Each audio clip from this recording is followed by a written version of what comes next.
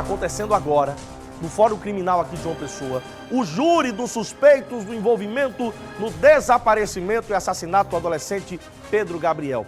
Pedro, à época, quando sumiu em novembro de 2022, tinha 17 anos. Ele desapareceu após sair do apartamento no bairro do Cristo Redentor, aqui na capital. O corpo dele nunca foi encontrado, minha gente. Ao vivo, Vanessa Costa está comigo, direto do 2º Tribunal do Júri aqui da capital, e traz mais informações. Boa tarde, Vanessa, é com você.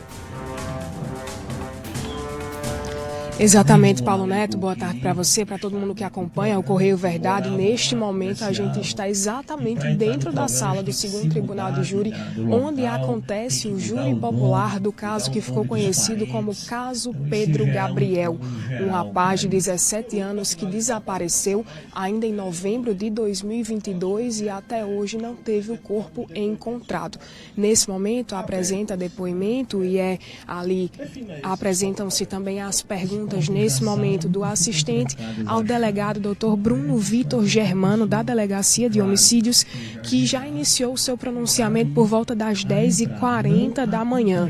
E desde então detalha processos da investigação através da Delegacia de Homicídios, no qual ele levanta que os 2 réus ali presentes, identificados como David Nunes de Souza, conhecido como Juquinha ou Coveiro, e também Érico Luan Gonçalves da Silva, ao lado dele teriam participação direta no crime, o qual ocasionou o desaparecimento e a morte do rapaz chamado Pedro Gabriel, um deles de forma a ter sido visto, de acordo com as palavras do delegado Bruno Vitor Germano, carregando o corpo deste jovem e depois amarrado, e depois foi quando ele desapareceu. No depoimento dele, gostaria de destacar 2 pontos. Ele cita um beco da tortura, que seria um local relacionado à proximidade da facção, onde eram levadas pessoas que ali desrespeitavam alguma regra ou passavam alguma informação de forma irregular para a polícia e desagradavam a facção. E ele poderia ter sido vítima nesse local. Outro termo que eu gostaria de destacar da fala do delegado também é o Beco dos Restos Mortais, que, segundo ele, é um espaço no cemitério do Cristo que pode ter sido utilizado como cova clandestina. Na prática, esse espaço é onde se enterram locais como pernas amputadas, braços amputados de procedimentos médicos, e que possivelmente, de acordo com o andamento do processo e no depoimento dado por ele, o corpo esquartejado de Pedro Gabriel teria sido ali depositado. E é por isso que o canil da Polícia Militar não teria conseguido identificar um local ou uma cova específica, ainda que clandestina, com os restos mortais dele.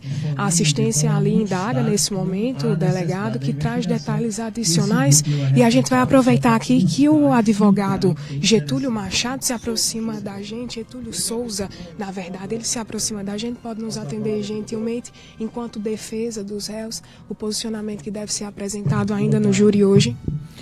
Boa tarde, Paulo Neto, boa tarde a todos. Bem, desde que assumimos esse processo, nosso posicionamento está muito claro, que é a tese negativa de autoria, e nós estamos demonstrando em plenário aqui na coleta de provas para o plenário. Nesse primeiro momento, o delegado está sendo terminado de ser ouvido, teremos mais uma testemunha do Corpo de Bombeiro e, posteriormente, nós teremos mais uma testemunha que já foi presa, inclusive, por este processo. Após esse fato, creio que a juíza dará uma pausa e nós iniciaremos aí os debates em plenário para que possamos elucidar esse fato. Não se nega a gravidade do delito, entretanto, entendemos nós da defesa, que hoje estou ladeado por Dr. Luiz Pereira, Dr. Roberto Nascimento, Dr. Neto Gouveia e Dr. Gaius, que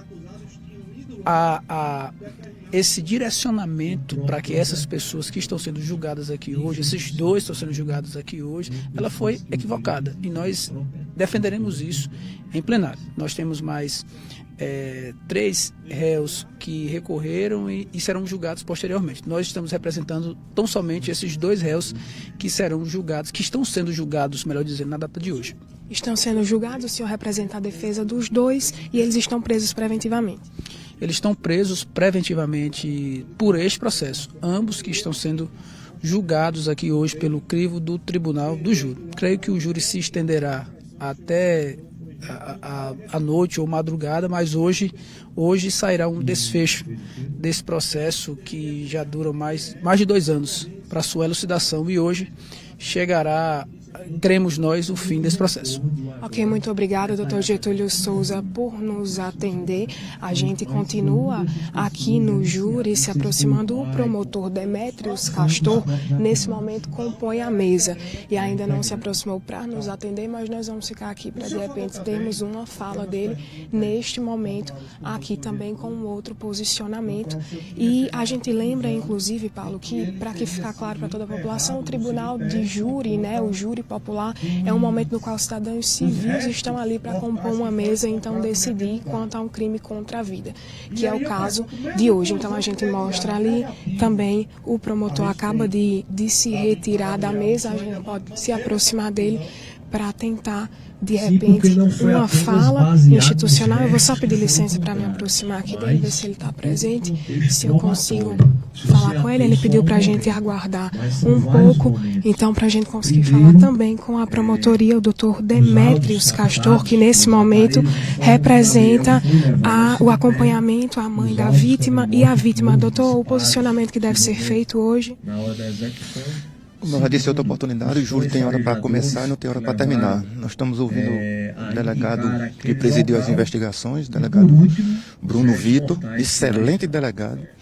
Depois nós vamos ouvir um bombeiro militar, que ele ordenou que foram feitas diligências através de cães farejadores no local. Depois a mãe da vítima e um irmão de um dos denunciados. Qual a sua apresentação hoje da defesa? Da defesa não sei, mas a do Ministério Público é segurar os termos da pronúncia. A defesa provavelmente vai dizer sustentar até... Da acusação, pai. Não é acusação. O Ministério Público, que eu me considero promotor de justiça e não promotor de acusação. Então, o Ministério Público sustentará os termos da pronúncia por entender que houve sim a morte com a ocultação de cadáver praticada por esses dois que estão sentados no banco dos réus a mando de Sapoti. Então é nesse sentido que a promotoria vai.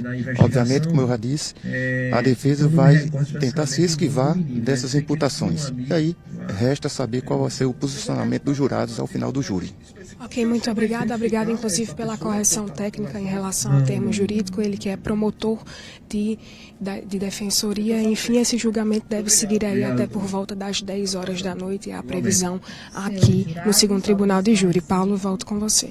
Obrigado, Vanessa. De um lado, um belíssimo promotor, do outro, uma grande banca de advogados. O que importa para nós, para a sociedade, principalmente para a família desse jovem, para a mãe que perdeu, que nunca recebeu o corpo do seu filho para prestar as últimas homenagens. Espero que a justiça seja feita, tá?